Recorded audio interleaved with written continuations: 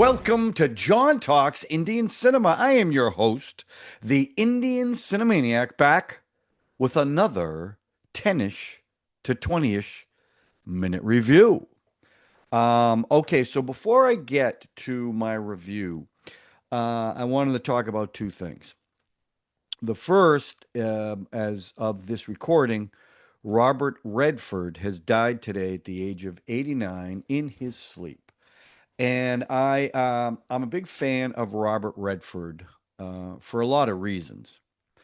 But to me, if you look at his career, for me personally, my favorite films of his was Butch Cassidy and the Sundance Kid. First time him and Paul Newman were paired in a movie. My second, and I've talked about this before, is one of several perfect films that I think have been made, and it's The Sting, again with Robert Redford. And also, as you guys, I think I've talked about this before, I'm a huge baseball fan. I played baseball. I love baseball. I love going to the games. So I had to put the natural in there too. Not only was it a fable, but it also reflected the beauty that is baseball. He also wore number 9 as a tribute to a Boston Red Sox player, Ted Williams, the greatest hitter of all time. In fact, there's a line in the movie that Roy Hobbs says that Ted Williams said. Ted Williams said he wanted to be remembered. He wanted someone to walk down the street and says, "Hey, there goes Ted Williams, the greatest hitter there ever was." And Roy Hobbs uses the similar line in the movie. So rest in peace. The second thing, and I do not get political on this channel because I don't think it's the place for it. But most of you know that I am pretty conservative. And here in the US, we just had, and it's just been eating at me since it happened. And I just want to, Charlie Kirk was assassinated by someone who did not like Charlie Kirk's politics. And that's why he killed him. Assassinated him. I want to make sure I'm clear on that. Um, in front of a lot of people, in front of his wife, he one shot killed him. And the thing about Charlie Kirk, if you watch any of his YouTube videos, the thing that Charlie Kirk did was he would debate people who didn't agree with him. And he always wanted those people at the front of the line. And his thing was prove me wrong, prove me wrong. Big free speech advocate, and he was killed for it. And it's sad. And it's a sad state in my country, and I weep for our country, and I hope that some good comes from this. And there's already been some things that have happened that kind of make me believe his legacy will not die. That's all I'm going to say about that, okay? Some of you agree, some of you probably disagree, but it was, I don't care where you, what side of the aisle you're on, it was a horrific thing that happened to him. Okay. Now, I did a trailer reaction to Loka, I think it was called. I'm not 100% sure if I'm saying that right. And then Thama, which is part of the what is it, Maddock horror comedy universe. So I decided to go back and look at some of the movies pre-Stree 1 and 2, which I have seen. So I'm going to review one on this show and then another on the second show. So the film I'm going to review is Munja from 2024. No, let me rephrase that. No, no, no. That's the next one I'm going to review because that came out in 2024. So I want to review Bhediya, which came out in 2022, a werewolf movie. And I like the werewolf genre. The Wolfman is a classic with Lon Chaney Jr. It's directed by Amar Kaushik, who directed Stree 1 and 2. Movies I liked, by the way. Not scary. Funny, you know. It stars Varun Dhawan, who was in Baby John, who I recently reviewed, Stree 2, and Rocky Loves Rani. Kriti Sanon, who is in Crew, Mimi, and Stree. Abhishek Banerjee, who was in Stree 1 and 2, Paatal Lot, Mirzapur. I also just found out that he is a casting director and ended up in the movie business. I mean, on the other side of the camera, which I found kind of interesting. And finally, Deepak Dobriyal, who was in Sector 36, Bola, and Omkara. This is there was I'm not sure where they fell in line. Stree and Ruhi are part of Dinesh Vijan's horror comedy universe, and this film um, was inspired by a bunch of different films. And I was kind of surprised to see. Now sometimes you guys roast me because I go off IDMB, wait, Internet Movie Database, IMDb. Yeah. And you say, well, that's not true. That's not true. Well, I'm just telling you what I researched. So it's inspired by a 2001 horrible film, The Animal, starring Rob Schneider, who gets organs replaced with animal organs and starts to become animalistic, a 1996 film, Bad Moon, starring Michael Pare, and a 1992's Junoon, starring Raoul Roy, except that it's kind of the same story, but he turns into a tiger, not a wolf. Okay? So the story is about a guy who gets bitten in the butt by a wolf and ends up becoming a wolf. Not not a werewolf like on two legs, like a wolf, a full-blown wolf. Um and he's trying to reverse it, and his friends are trying to help him. And then there are bad guys trying to get him, and then there's murders, and then there's this other wolf that's around. Um, and that's really what it is. That's the movie. And no one wants to admit that there's a wolf. They say there's a virus that is infecting people, but it is a wolf. Okay, and and that's the story. Now it's done in a way that is almost like a Marvel movie, kind of like he's kind of a heroic wolf, even though some bad things happen. It is funny. Like there's a scene that just cracked me up where he goes full blown wolf, but he's still got his underwear on, and I thought that was pretty funny when you see this savage wolf, and then the camera pulls back, and he's wearing boxer shorts with the tail sticking out the back. Um, So, as far as the story goes, it's a werewolf movie. So it's nothing new. I gave the story three. I thought they did some things a little bit different that kind of made it unique compared to what I've seen. Um, so I gave it a three. Now, I will tell you, I want to go over a few things. Let's see. And I did take a lot of notes for this. So it opens up with the father telling a story about the wolf, and then the wolf killing the father in front of the boy. And the joke about the boy is he's terrified of dogs because the first you first meet him, and he's wearing he there's a dog barking at him. And he's afraid of it, and there's a whistling song in the background. But the other thing, talk about foreshadowing, he wears this coat with a big fur around the collar. Wow, holy, it's really subtle. Um, and his thing is he's a guy that's trying to build a road in this village through the jungle. And the village doesn't want it because they think the village is cursed and the village will fight back. The forest will fight back. The jungle will fight back. And in essence, that's exactly what happens. Um, and then from there, after he's bit, he slowly starts to develop the senses of the wolf. So it's kind of like there was a Jack Nicholson movie called Wolf. They kind of did it that way, which I liked. But I will tell you that at first I thought some of the CGI was not great. But upon reflection, the first transformation is pretty effective.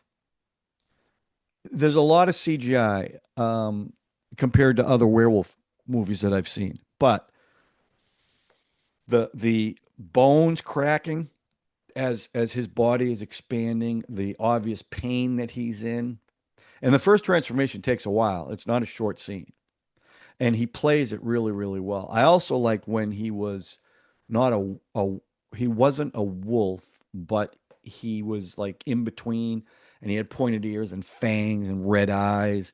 I thought that was effective. Now I don't know. I don't think that was CGI. I think that was makeup. So I liked that. Um,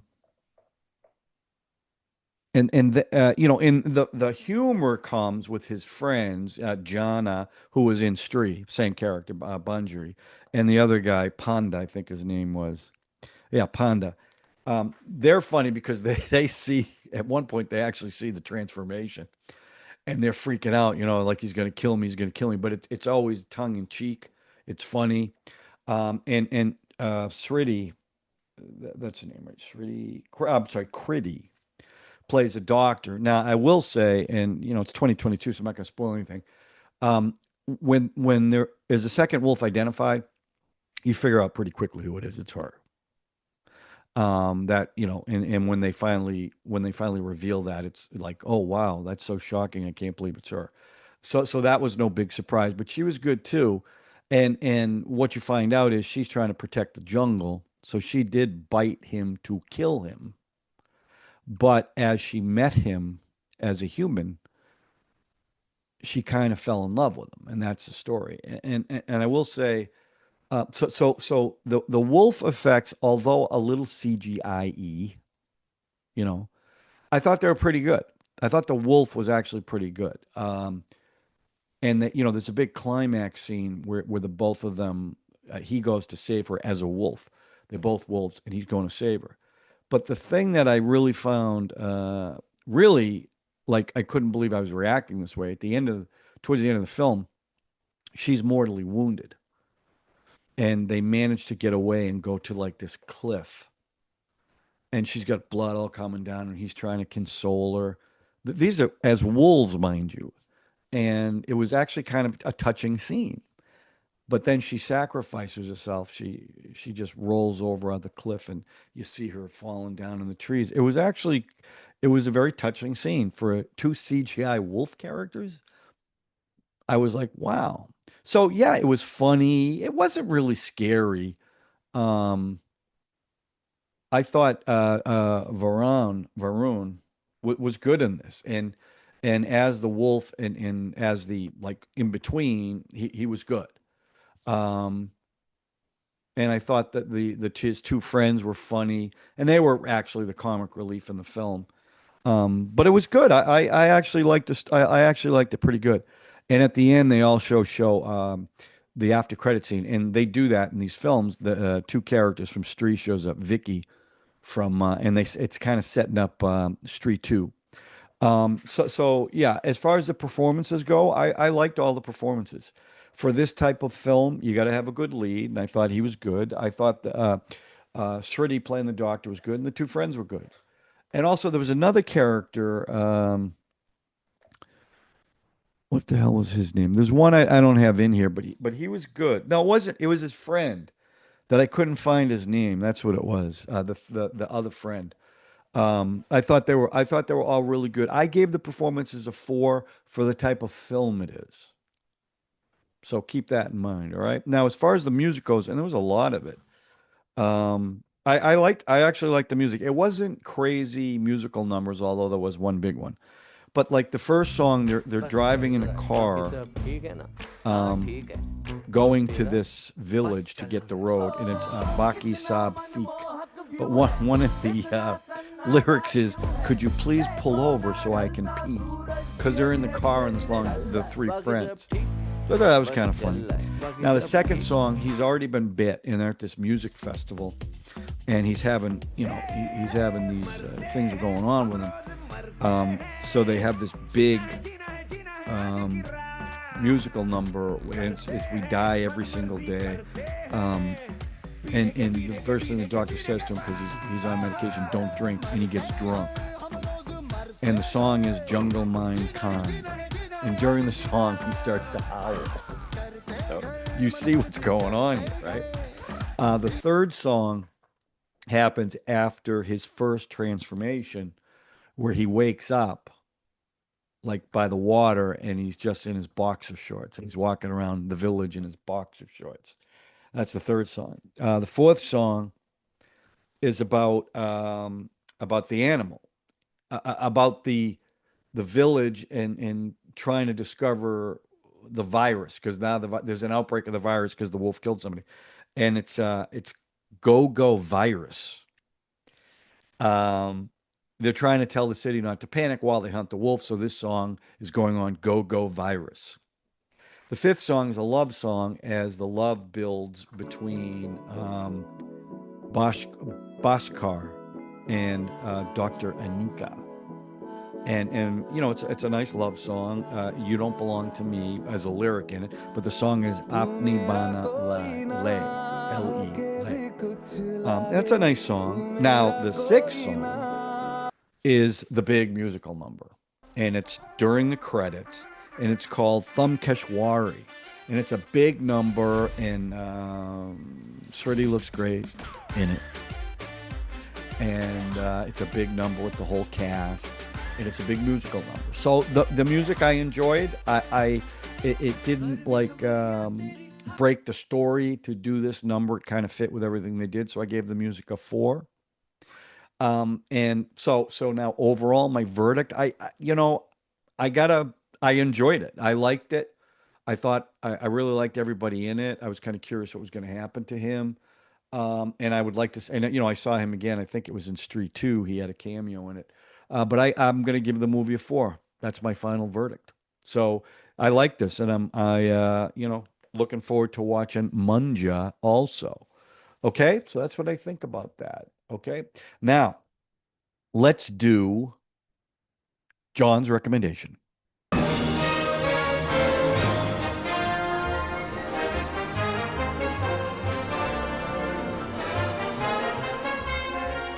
Okay, in keeping with the werewolf theme, now I know what you're all thinking. You're thinking I'm going to talk about the Wolfman, 1942, I think it was, with Lon Chaney Jr., Jack Pierce's famous makeup, but I'm not. I'm going to go with 1981's American Werewolf in London because that had a lot more in common with this film than the original Wolfman.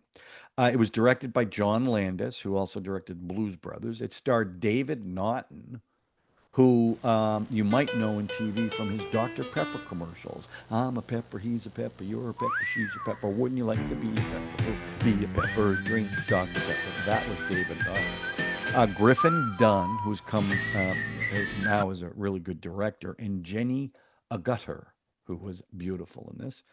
Also should be noted that Rick Baker did the makeup for this film and won an Oscar for it. Now, the reason why I want to recommend this is, first of all, it's a very funny movie, but it is a scary, violent movie. And, one of the things that John Landis wanted, not Rick Baker, he wanted a werewolf on all fours, where Rick Baker wanted a biped, but they went with the four-legged wolf. And the amazing thing in this film is, unlike past werewolf movies, the transformation of the wolf happens all on the screen, as opposed to time lapse, that kind of thing. And it's this thing where, and it happened in this movie that I just reviewed. Because Rick Baker thought that if you're going to change it to a wolf, your bones don't stay the same, your face doesn't stay the same.